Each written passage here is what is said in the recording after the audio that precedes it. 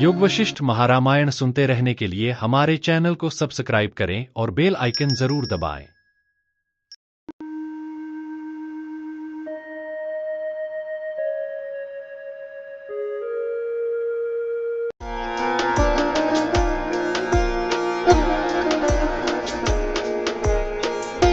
पिछले सर्ग 28 और 29 में मुनि वशिष्ठ ने श्री राम को बलि का ध्यान और शुक्राचार्य की शिक्षा तथा बलि की चेतना में वापसी के बारे में बताया।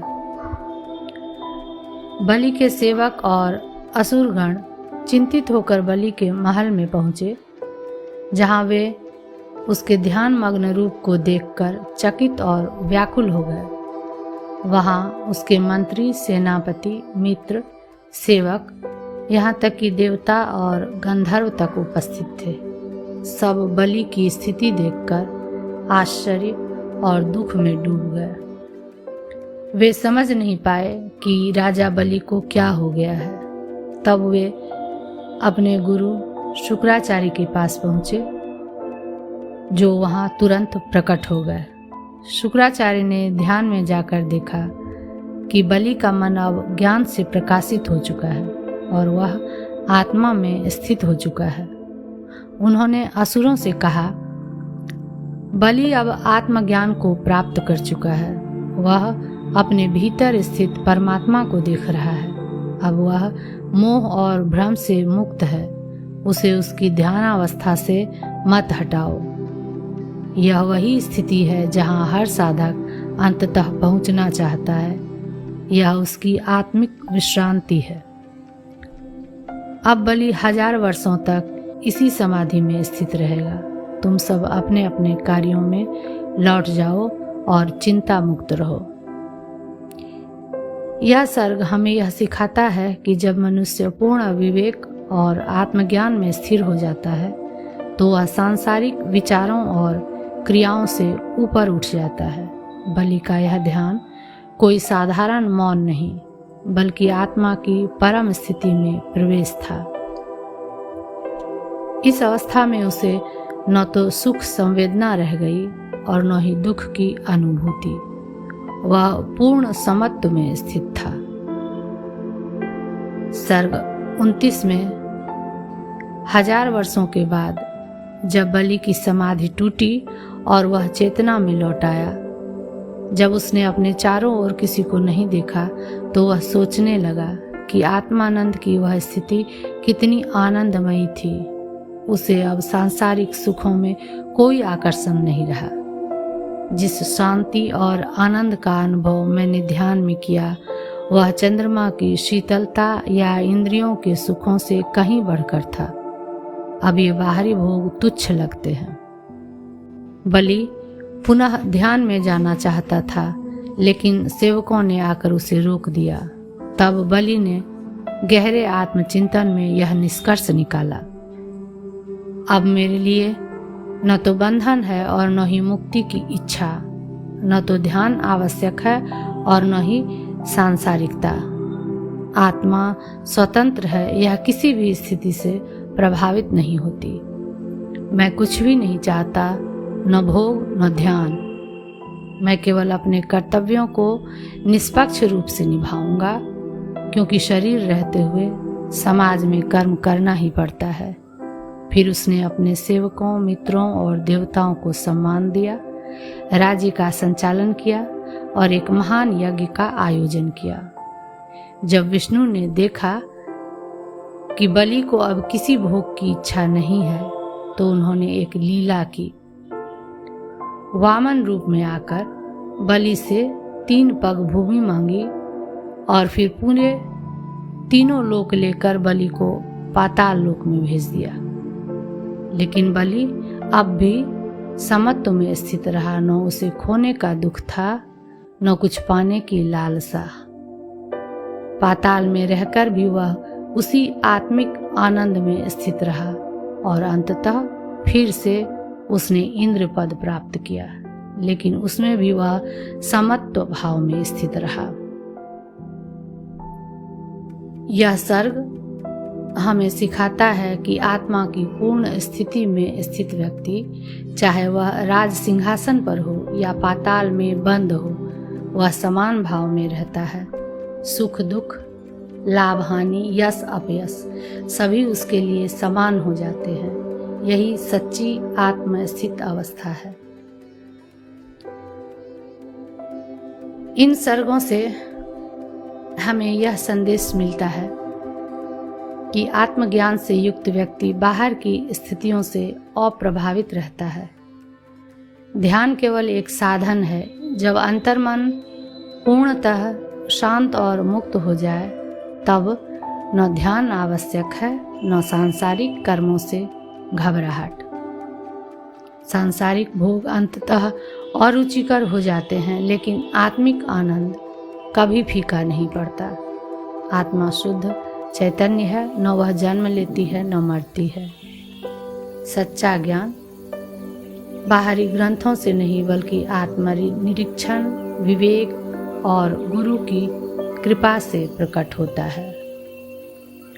ये थे भावार्थ सर्ग 28 और 29 के।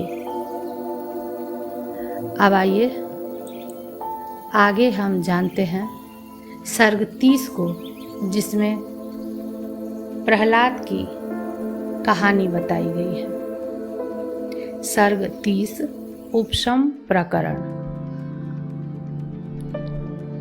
हिरण्यकश्यपु का पराक्रम, प्रहलाद आदि पुत्रों की उत्पत्ति, नृसिंह द्वारा वध और शोकपूर्वक अर्धदैहिक क्रिया। इस प्रकार केवल काकतालीय न्याय से प्रवृत्त हुए तथा शास्त्र और आचार्य के उपदेश से परिपुष्ट अपने विचार से ज्ञानोदय के प्रकार का वर्णन करने के लिए प्रहलादोपाख्यान कहने की इच्छा वाले श्री वशिष्ठ जी उसके सुनने में श्री रामचंद्र जी को सावधान करते हैं। श्री वशिष्ठ जी ने कहा, हे श्री रामचंद्र जी, ज्ञान की निर्विघ्न प्राप्ति में इस उत्तम प्रकार को आप सुनिए। जैसे कि दैत्यराज प्रहलाद अपने आप सिद्ध हो गया। नारायण के समान पाताल में पराक्रमी हिरण्यकश्यपु नाम का दैत्य था। उसने अपने पराक्रम से देवता और असुरों को पराजित कर दिया था। जैसे रात्रि में भ्रमर के निवासभूत और प्रातःकाल में फूलने से विकसित पत्र वाले कमल को राजहंस भ्रमर से छीन कर ले लेता है, वैसे ही उसने तीनों भुवनों पर आक्रमण कर इंद्र से तीनों लोकों का ऐश्वर्य छीन लिया। जैसे हाथी हंसों को हटाकर कमलिनी में भ्रमरों का राज्य करता है, वैसे ही उसने देवता और असुरों के अधिपतियों पर विजय प्राप्त कर तीनों लोकों का राज्य किया। तदुपरांत तीनों भुवनों पर शासन कर रहे उस दैत्यराज ने समय आने पर, जैसे बसंत ऋतु बहुत से अंकुर उत्पन्न करती है, वैसे ही बहुत से पुत्र उत्पन्न किए। जैसे तेज में बढ़ी चढ़ी और अवस्था में नई, आकाश में फैलने से शोभित होने वाली सूर्य की 1000 किरणें शीघ्र वृद्धि को प्राप्त हो जाती हैं, वैसे ही तेज में बढ़े चढ़े अवस्था से बालक से स्वर्ग में आक्रमण करने से शोभित होने वाले वे शीघ्र ही युवा हो गए। जैसे बहुमूल्य मणियों में कौस्तुभ मणि प्रधान है, वैसे ही उनके बीच में प्रहलाद नाम का पुत्र प्रधान हुआ। जैसे सब प्रकार की सुंदरता से युक्त वसंत से वर्ष सुशोभित होता है, वैसे ही उस पुत्र से हिरण्यकश्यपु अत्यंत सुशोभित हुआ। तदंतर पुत्रों की सहायता, सेना और धन संपत्ति से युक्त वह दैत्य 60 वर्ष के हाथी के समान मदोन्मत्त हुआ। जैसे प्रलय के 12 सूर्य बढ़ रहे ताप से और अपनी प्रखर किरणों से तीनों जगतों को संतप्त करते हैं, वैसे ही दिन पर दिन बढ़ रही आक्रमण जनित पीड़ा और कर ग्रहण जनित नित्य नई नई संपत्ति से उसने तीनों जगतों को संतप्त किया। जैसे दुलार से बिगड़े हुए बालक के मर्यादा के उल्लंघन से बंधु बांधव दुखी होते हैं, वैसे ही उसके आक्रमण जनित संताप से सूर्य चंद्र आदि देवता खिन्न हुए। तदंतर उन्होंने दैत्यराज रूपी गजराज के वध के लिए ब्रह्मा जी से प्रार्थना की। ठीक ही है, बार बार किए गए अपराध को महापुरुष भी सहन नहीं कर सकते। तदंतर भगवान हरि ने नरसिंह शरीर धारण कर जैसे हाथी घोड़े को कटकट शब्द के साथ काट डालता है, वैसे ही उसे विदीर्ण कर दिया। वह नरसिंह शरीर प्रलय काल में ढह रहे जगत के समान घर घर शब्द कर रहा था। उसमें दिग्गजों के दांतों के सदृश नख वज्र आदि के तुल्य बढ़े थे। उसकी दंत पंक्तियां स्थिर विद्युत लता के तुल्य चमकीली थी। 10 दिशा रूपी कोटरों में घूम रही जलती अग्नियां ही उसके कुंडल थे। उसका उदर सब कुलाचलों की पिंडाकार स्थिति के समान भीषण था। उसके बाहु रूपी वृक्षों के हिलने डुलने से उठा हुआ ब्रह्मांड रूपी खप्पर विदीर्ण हो रहा था। मुख द्वारा पेट से निकले हुए उसके श्वास वायुओं से पर्वत एक स्थान से दूसरे स्थान पर हटाए गए थे। तीनों जगतों को जलाने के लिए तत्पर कोप रूपी प्रलय अग्नि से वह अत्यंत गर्वीला था।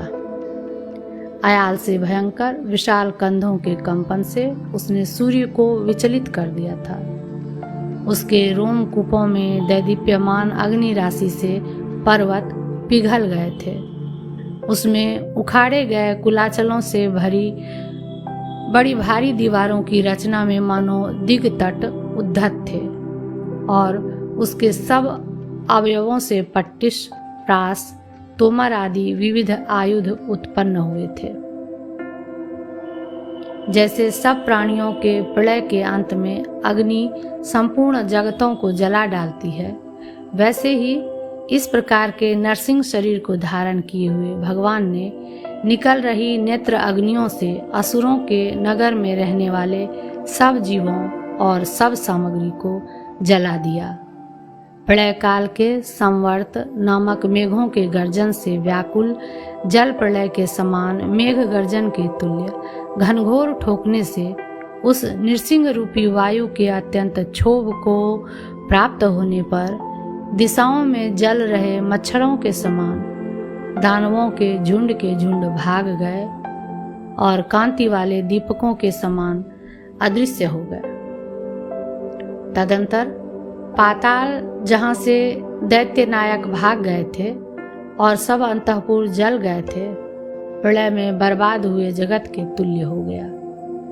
अकाल के प्रलय के तुल्य भीषण युद्ध में हिरण्यकश्यपु को मारकर स्वस्थ हुए देवताओं द्वारा बड़े आदर के साथ पूजित भगवान नृसिंह के धीरे धीरे वाणी के अगोचर अपने पद को जाने पर मरने से बचे हुए दानव प्रहलाद के संरक्षण में जैसे पक्षी सूखे तालाब में जाते हैं, वैसे ही अपने उस जले हुए देश में गए।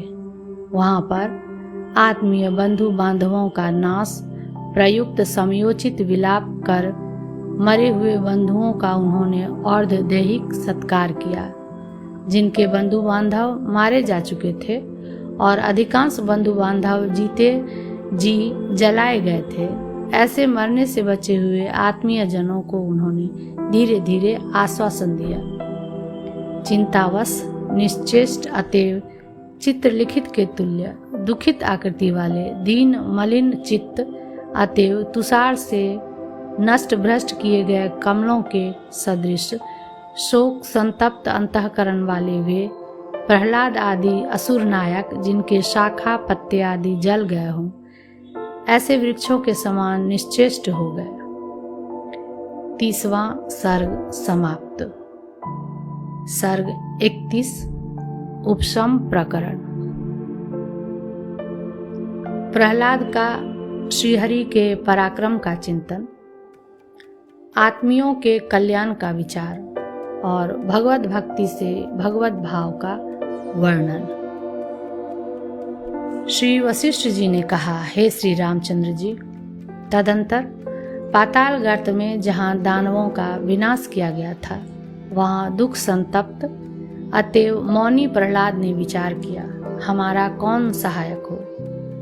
संपत्ति रूपी पल्लवों को उत्पन्न करने में समर्थ जो भी असुर रूपी वृक्ष का अंकुर रूप तेजस्वी यहाँ पर पैदा होता है, उसी को श्रीहरि रूपी बंदर खा डालता है। जैसे हिमालय में विकसित कमल कभी स्थिर नहीं होते, वैसे ही पाताल में वज्र दंडशाली बलवान दैत्य कभी भी अंकुरित होकर स्थिर नहीं हुए। समुद्र की तरंगों के समान प्रखर आकृति और गर्जन वाले सब दैत्य उत्पन्न होकर विलीन हो जाते हैं। उनका तनिक विकसित कार्य नष्ट कर दिया जाता है। बड़ा खेद है। बाहरी और भीतरी सब संपत्ति रूपी प्रकाशों को हारने वाले अद्भुत अंधकार के तुल्य हमारे शत्रु उन्नति के शिखर पर पहुंच चुके हैं। हमारे मित्र रूपी अर्धरात्रि के कमल तड़ाग, जिनके हृदय अंधकार से पूर्ण हैं और जिनकी पंखुड़ी रूपी संपत्ति दिन पर दिन संकुचित हो रही है, कैद को प्राप्त हो रहे हैं। जो प्रणाम के समय मेरे पिताजी के चरण कमल का स्पर्श करते थे, द्वेष से कलुषित देवताओं ने हमारा देश ऐसे आक्रांत कर दिया है जैसे सिंह मृग के वन को आक्रांत करे। जो अपना हृदयवर्ती महादुख सबके आगे कहते फिरते हैं, उद्यम रहित, कांतिहीन तथा दीनहीन हमारे बांधव, ग्रीष्म ऋतु में जिनकी पंखुड़ियां झुलस चुकी हो, ऐसे कमलों के समान शोभित नहीं होते। आजकल शूरवीर असुरों के घरों में निरंतर बहने वाले उत्पात वायु से उड़ाए जा रहे भस्म रूप कोहरे पहले की धूप की धूम्र राशि के समान प्रतीत हो रहे हैं, जिनके चौखट और किवाड़ देवता हर ले गए हैं। ऐसी दैत्यों के अंतःपुर की दीवारों पर समृद्धि काल की मरकत प्रभा के समान इस समय जौ के अंकुर उगे हैं। जो दानव पहले सुमेरु रूपी कमलिनी के मर्दन में मदोन्मत्त हाथी के सदृश थे, वे भी आज देवताओं के सदृश दीनता को प्राप्त हुए हैं। अहो, भाग्य के लिए क्या असाध्य है। जैसे गांव में गई हुई भयभीत मृगियां तनिक पत्ते के फड़कने पर भी डरती है, वैसे ही दैत्यों की स्त्रियां, जिनको शत्रु भय का अनुभव हो चुका है, तनिक पत्तों के फड़कने पर भी डरती हैं। असुर नारियों के कर्णफूल बनाने के लिए लगाए गए रत्नों के गुच्छे वाले फूले हुए दिव्य वृक्ष नरसिंह के हाथों से तहस नहस होकर ठूठ बन गए हैं। देवताओं ने उस नंदनवन में दिव्य वस्त्रों से युक्त लता और पत्ते वाले रत्नों के गुच्छों से लदे हुए कल्प वृक्ष फिर से लगा लिए हैं। पहले असुरों ने देवताओं की बंदी नारियों के सुंदर मुख प्रशंसा के साथ देखे थे, लेकिन अब असुरों की बंदी नारियों के मुख देवताओं द्वारा देखे जाते हैं। मालूम पड़ता है देवताओं की ऐरावत आदि हाथियों के गंड स्थल में बह रही मदधारा रूपी महानदियां शैल शिखरों पर बह रही नदियों के समान हो जाएंगी। मद के दाह से उत्पन्न हुई राख हमारे हाथियों के सूखे हुए गंडा स्थलों में सूखे हुए मरुस्थलों की धूलि के समान प्रतीत होती है। फूले हुए सफेद मंदार के पराग युक्त मकरंदों से रंगे हुए वायु जिनका अंग स्पर्श करते थे, अतएव जो मारे हर्ष के मेरु शिखरों के तुल्य थे, वे दैत्य दुर्लभ हो गए हैं। पहले दानवों के अंतःपुर में अभ्यस्त चिरकाल तक निवास कर चुकी देवता और गंधर्वों की सुंदरियां आज वृक्ष पर मंजरियों के समान मेरु पर निवास करती हैं।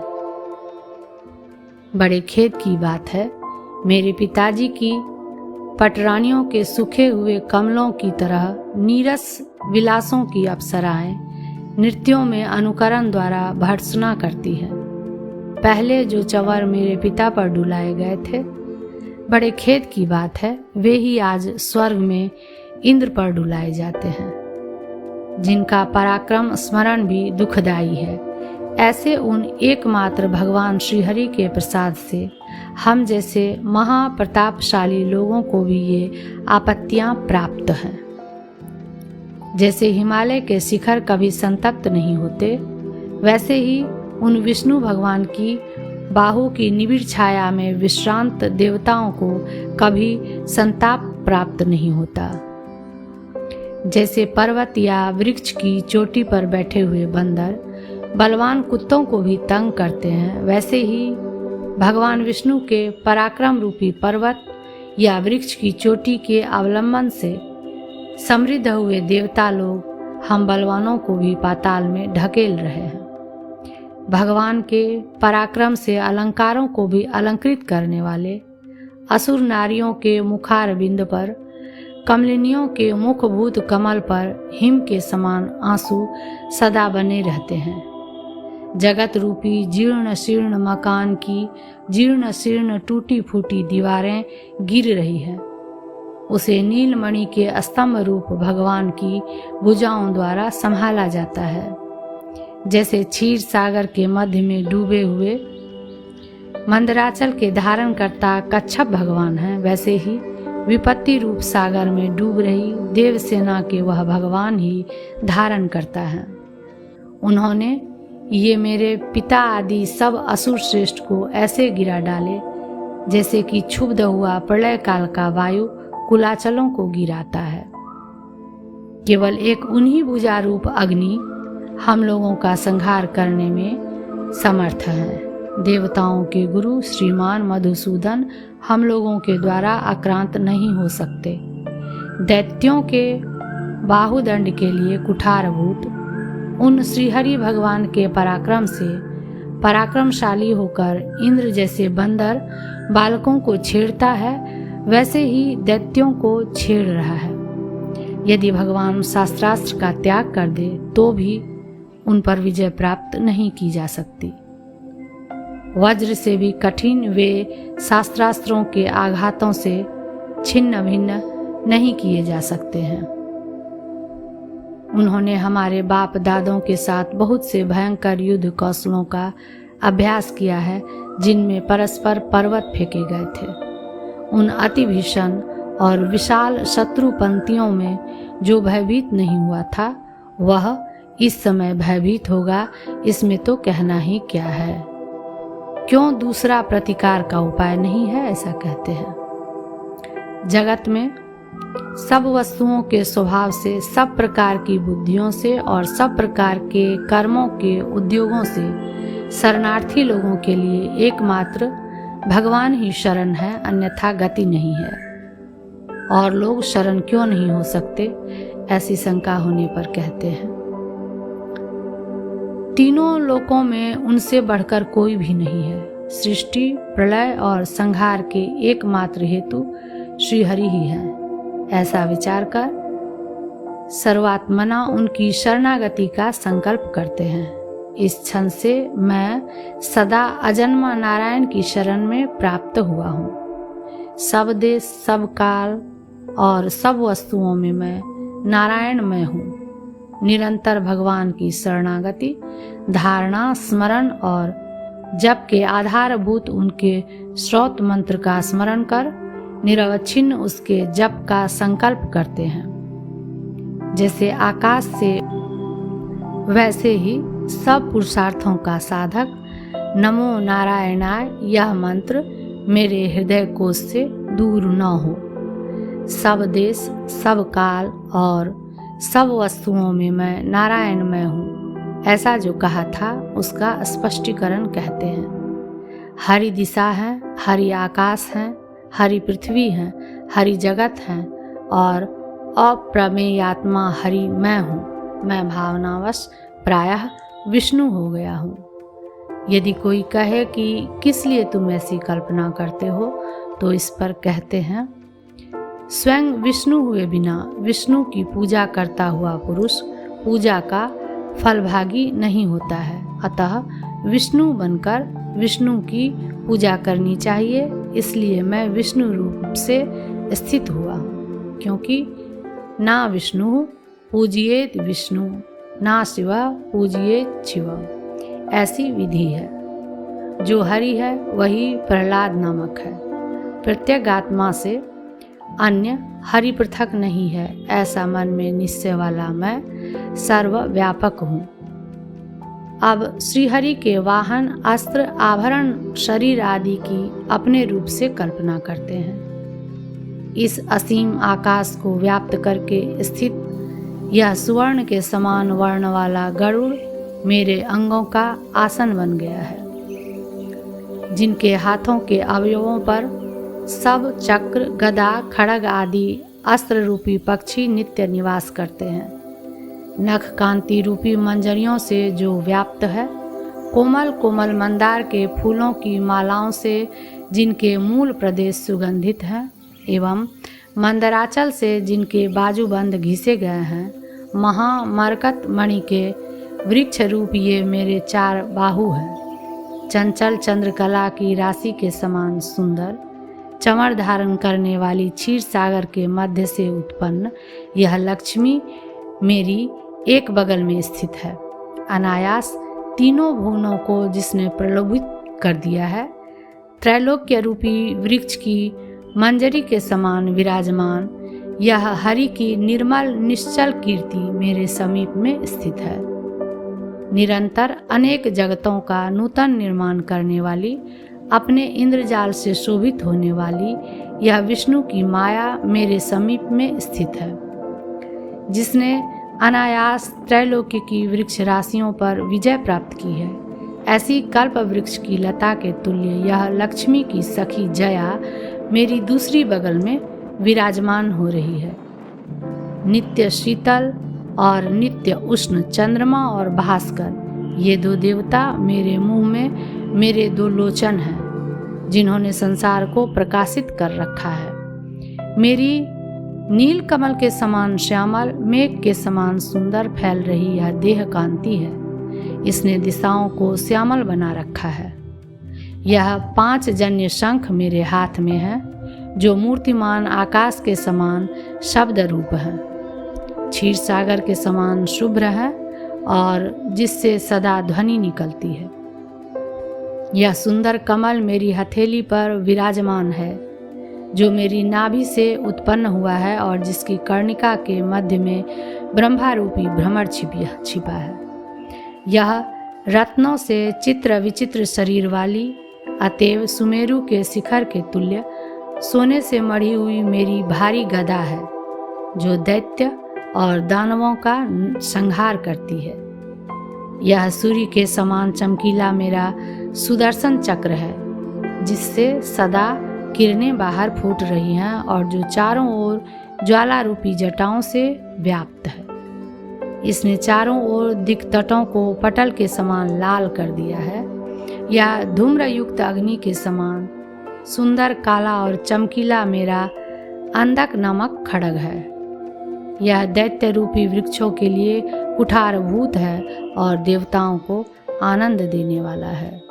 यह बाण रूपी वृष्टि धाराओं को बरसाने में पुष्करावर्त मेघ के तुल्य और शेषनाग के सदृश विशाल सारंग नामक धनुष है, जो विविध मणियों से विचित्र होने के कारण इंद्रधनुष के समान सुंदर है।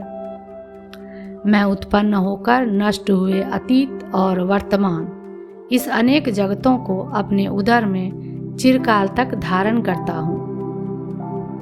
पृथ्वी मेरे चरण है, आकाश मेरा सिर है, तीनों जगत मेरे शरीर हैं, दिशाएं मेरे उदर हैं। मैं नील मेघ के मध्य के समान श्यामल कांति वाला गरुड़ रूपी पर्वत पर आरूढ़ तथा शंख चक्र गदाधारी साक्षात विष्णु हूँ। ये सब दुष्ट चित्त वाले जीव जैसे चंचल तृण राशियाँ वायु से उड़ती हैं, वैसे ही मुझसे भाग रही हैं। यह नील कमल के समान श्यामल कांति वाला पीताम्बरधारी, हाथ में गदा लिया हुआ, गरुड़ पर आरूढ़ और लक्ष्मी युक्त मैं स्वयं ही अच्युत हो गया हूँ। कौन मेरा विरोधी होकर त्रैलोक्य को भस्म करने में समर्थ मेरे प्रति युद्ध के लिए आता है। जो आता है वह क्षुब्ध हुई कालाग्नि के प्रति शलभ जैसे अपने नाश के लिए आता है, वैसे ही स्वविनाश के लिए आता है। ये मेरे सामने खड़े हुए सुर और असुर जैसे कमजोर नेत्र वाले लोग सूर्य की प्रभा को नहीं सह सकते, वैसे ही मेरे तेज की ज्वालाओं को नहीं सह सकते। ब्रह्मा, इंद्र, अग्नि, शिव आदि देवता बहुत से मुखों से निर्गत वेदवाणी से इस ऐश्वर्यशाली विष्णु रूप मेरी स्तुति करते हैं। विपुल ऐश्वर्य वाला मैं विष्णु की आकृति वाला हो गया हूँ और परमार्थ स्वभाव से सब द्वंद्वों से अतीत हो गया हूँ, जिसके उदर में त्रिभुवन रूपी भवन स्थित है। ऐसी मूर्ति वाला सब दुष्ट प्राणियों को छिन्न भिन्न कर चुका, मेघ, पर्वत, तृण, वन आदि सब वस्तुओं के अधिष्ठान रूप से स्थित और सब भयों को दूर करने वाला विराट रूप पर ब्रह्मात्मक मैं ही हूँ। उसे मैं प्रणाम करता हूँ। 31वां सर्ग समाप्त।